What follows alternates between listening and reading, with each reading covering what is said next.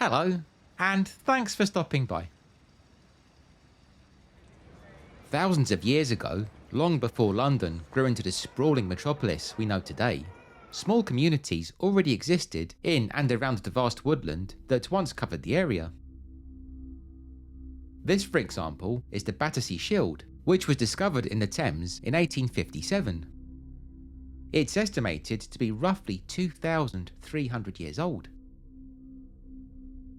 Further north, in today's London borough of Harrow, you can still see traces of Grim's Ditch, also known as Grimsdyke, a long, mysterious linear earthwork which dates back to the late Iron Age. When it comes to who established London, originally known as Londinium, as a major city though, well, credits for that goes to the Romans. Londinium was founded almost 2,000 years ago, at some point between AD 47 and AD 50, during the reign of Emperor Claudius, who'd ordered the invasion of Britain just a few years earlier in AD 43. The settlement grew to become the capital of Roman Britain, thriving for nearly 400 years until the Romans hastily abandoned the province in AD 410. Most of Roman Londinium has of course long since disappeared, lost to fire, redevelopment, and the general ravages of time. But if you know where to look, there are still some remarkable traces hidden within the city's historic square mile, including large sections of the old Roman wall, the remains of an amphitheatre where bloody gladiatorial combat took place, and even echoes of a temple once dedicated to a secret cult. And in this video, I'd like to take you on a tour of those surviving sites.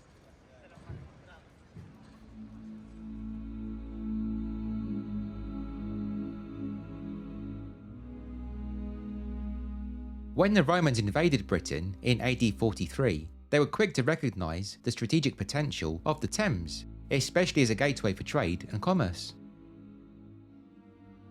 As such, the Roman military bridged the Thames, which back then was wider and shallower, at a spot close to the present-day London Bridge.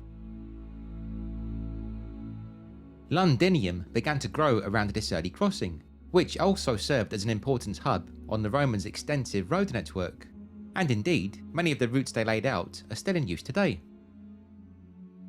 If you head north across London Bridge, for example, you'll come to Gracechurch Street, the southernmost point of the A10 road, which runs in a straight line up to Cambridgeshire and Norfolk, the Roman route known as Ermine Street.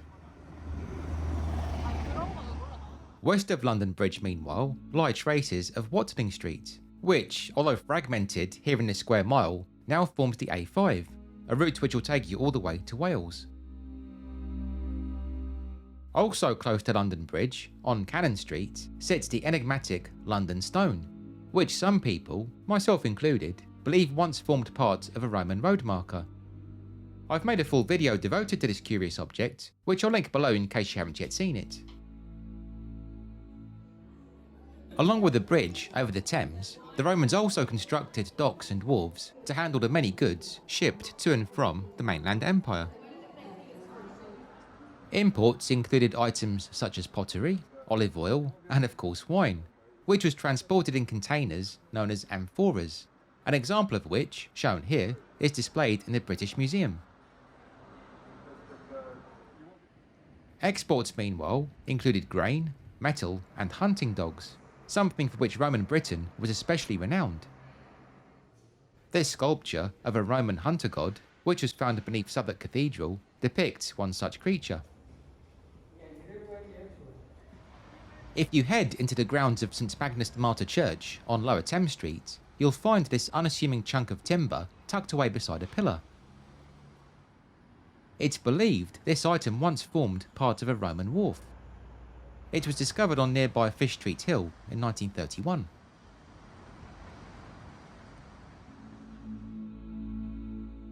When they came to Britain, the Romans brought all manner of customs with them, one of the most famous being their highly developed bathing culture, which required large bathhouses divided into 3 areas: a warm room, hot room heated by an underfloor system known as a hypercaust, and for the end, a cold plunge pool. Most citizens would have used a public bathhouse, although just up the road from St Magnus de Martyr Church, and now hidden beneath a large office block, there lie the remains of a private bathhouse, which was attached to a large villa that would have faced the shore of the Thames. Known as the Billingsgate House and Baths, these ruins were uncovered in 1848 during construction of the now vanished coal exchange. The property was no doubt commissioned by someone who was extremely wealthy, and the interior, like any other grand Roman villa, would have been decorated with painted walls. You can see a tantalising glimpse of such decor in the British Museum. This fragment of wall plaster, taken from another Roman Londinium home, which depicts a goat, possibly the mythical creature Capricorn, who the Romans believed symbolised wisdom and prosperity. It is possible to visit the Billingsgate House and Baths, although hours are limited. I'll leave a link below if you'd like to know more.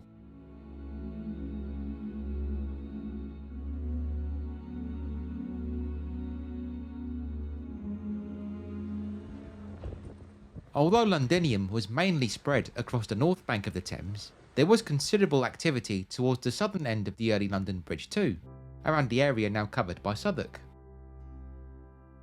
Believe it or not, for example, the remains of a Roman boat lie buried beneath Guy's Hospital. The artefact was discovered in 1958 and still remains in situ. Above ground, the vessel is now marked by this modern sculpture, which was unveiled in 2016. If you head over to Southwark Cathedral, you can see the remnants of a Roman road dating from the 1st century, the depth of which indicates just how much the city has been built up upon over the years. Southwark Cathedral isn't the only church in which you'll find nuggets of old Londinium. North of the Thames, in the crypt of St Bride's on Fleet Street, lie the remains of a tiled Roman floor, which can be viewed via a specially positioned mirror towards the rear of the peaceful St Bridget's Chapel. Over at All-Hallows-by-the-Tower, you can visit a similar crypt museum, which is home to 2 sections of terracotta Roman flooring. Dating from the 2nd century, these tiles once formed the floor of a modest home. All-Hallows-by-the-Tower Museum also features an impressive display cabinet containing Roman artefacts, including an array of oil lamps. This section of pottery, stamped with the maker's name, Albinus, whose work has also been found in Colchester and St Albans, and this clay brick fragment bearing a dog's paw print, the dog in question having plodded over the tiles whilst they were still drying, almost 2,000 years ago. You can also see this wonderful model of Londinium, which was created by a fellow named Captain Lowther in 1928. Although it gives a good idea of how Roman London would have appeared, the model is now somewhat out of date, as further ruins have since been discovered. A major omission, for example, is Londinium's Amphitheatre, the site of which simply wasn't known in the 1920s. That violent sporting arena wasn't unearthed until 1988.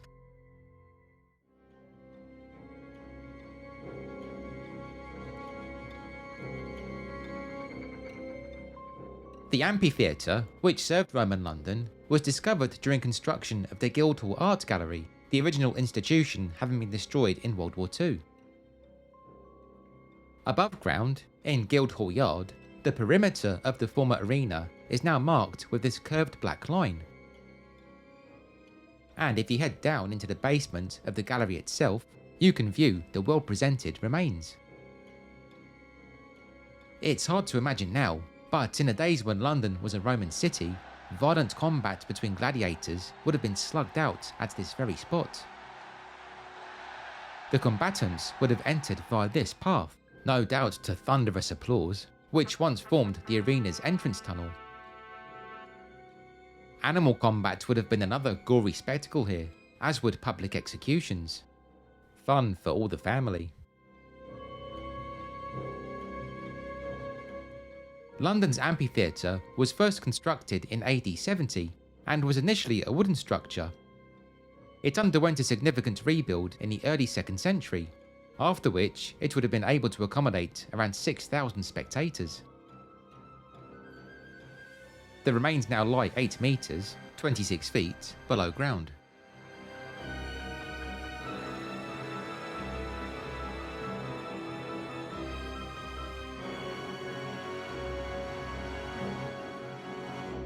by far the most shocking event to occur during the era of Roman Britain was Queen Boudicca's revolt, which erupted just 13 years after Londinium was established. You can see a statue of the warrior queen dating from the late 19th century, holding pride of place beside Westminster Bridge. Taking place during the reign of the tyrannical Emperor Nero, and spurred on by the appalling abuse levelled at her and her family, Boudicca launched her rebellion in around AD 60, when she led thousands of her people, the Iceni, along with allied tribes, in a bloodthirsty rampage, levelling Londinium, now Colchester, the first capital of Roman Britain, Londinium, and Verulamium, now St Albans. Although you can't see it, a grim reminder of the uprising, in which it said no citizen residing in the targeted areas was spared, lurks beneath the streets of London, that being a prominent layer of thick red clay, which was created when Boudicca's forces burnt the young city to the ground. Essentially, the very first Great Fire of London. This head of Emperor Nero, which you can see inside the British Museum, is believed to have been hacked off of a statue during the revolt. Whilst here, in the now submerged stream known as Walbrook, which runs beneath this path, many decapitated skulls have been found, the unfortunate souls possibly having been victims of Boudicca's forces. Whatever happened, their deaths were certainly violent. Whilst we're on the subject of skeletons, it's also worth mentioning this poignant spot outside the Swiss RE Tower, better known as the Gherkin, where you can visit the grave of an unidentified Roman girl. The body, which was discovered in 1995, is believed to have belonged to a young woman aged somewhere between 13 and 17. This representation of her was created using her skull. She was buried alongside a collection of ceremonial pottery in around AD 350 to 400, during the last days of Roman London. The girl's body was initially removed and held by the Museum of London. However, in 2007, she was returned to this spot, her reburial being conducted along with a ceremony at St Botolph's Church on Aldgate. Returning to Walbrook, another spot related to London's Roman history can also be experienced here. The London Mithraeum, a place which I'd highly recommend visiting if you have the time. As with all the sites shown in this video, entry is completely free. Discovered in 1954, the Mithraeum was a temple dedicated to a figure known as Mithras, a so-called mystery religion. In other words, this was the lodge of a secret society where members would come to engage in initiation ceremonies before enjoying a big feast with lots of booze. When you visit the remains, you're treated to a short visual audio show, including bells and Latin chanting, which hints at what the atmosphere would have been like when the temple was in use.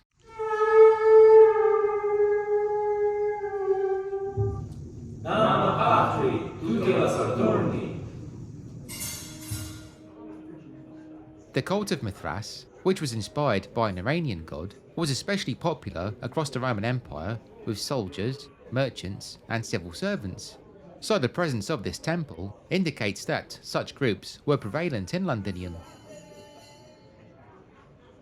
Back up in the London Mithraeum's main entrance hall, you can also view this impressive wall of Roman artefacts, which were found in the surrounding area.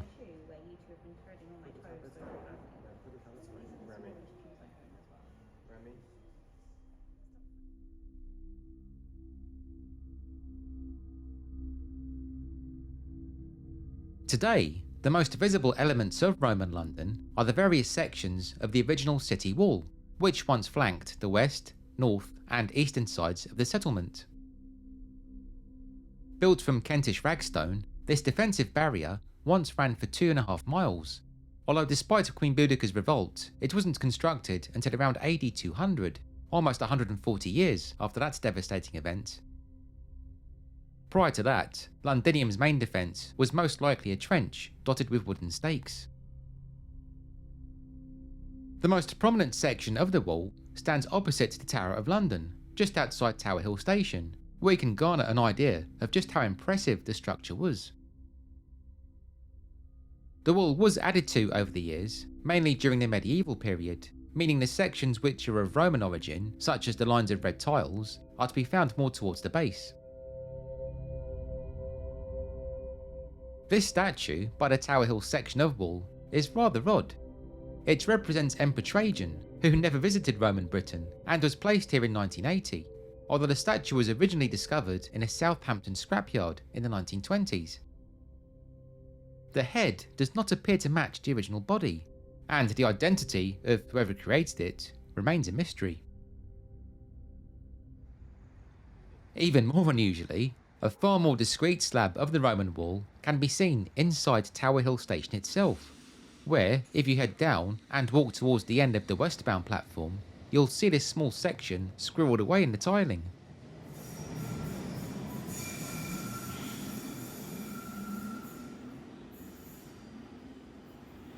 Back above ground, another excellent stretch of the wall can be seen moments away from the Tower Hill section, within the courtyard of the Leonardo Hotel.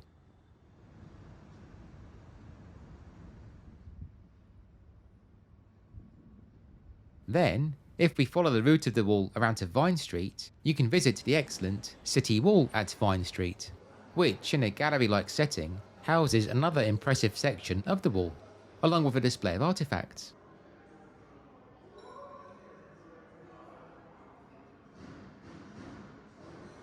This big chunk of wall, the base of which contains the foundations of a former bastion tower, was discovered in 1979. Although the space in which it's now displayed only opened in 2023.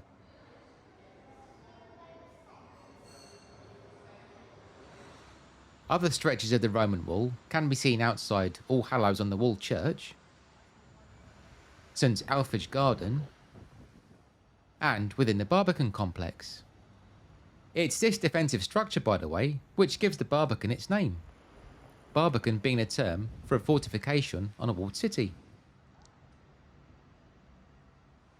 Opposite this old fort turret is another stretch of wall, which runs along Noble Street. This part was revealed when bombs blasted the site open in the Blitz, which means this is essentially still an old World War II bomb site. Perhaps the most surprising piece of Roman Londinium of all though is this substantial slab of the wall, which can be seen in the basement of London Wall car park. I wonder if the Romans used to park their chariots down here.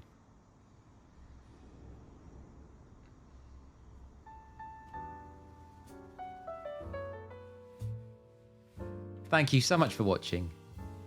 I hope you enjoyed this look at the surviving parts of Roman London, and as always, I'd love to hear your own thoughts. Have you seen any of these sites yourself? And what other Roman ruins would you recommend visiting? Please be sure to let me know in the comments. If you haven't yet subscribed to Robslondon, then I'd appreciate it very much if you could please consider doing so, as this, along with clicking the bell icon to receive notifications, will ensure that you don't miss out whenever I publish a new video. Plus of course, it'd be wonderful to have you along. If you're feeling extra generous, you can also support my work with a tip via either my Ko-fi account, which I'll link below, or the YouTube thanks button, which appears as a heart icon beneath the video. Any such financial donations are of course greatly appreciated, and they really do help go towards creating content.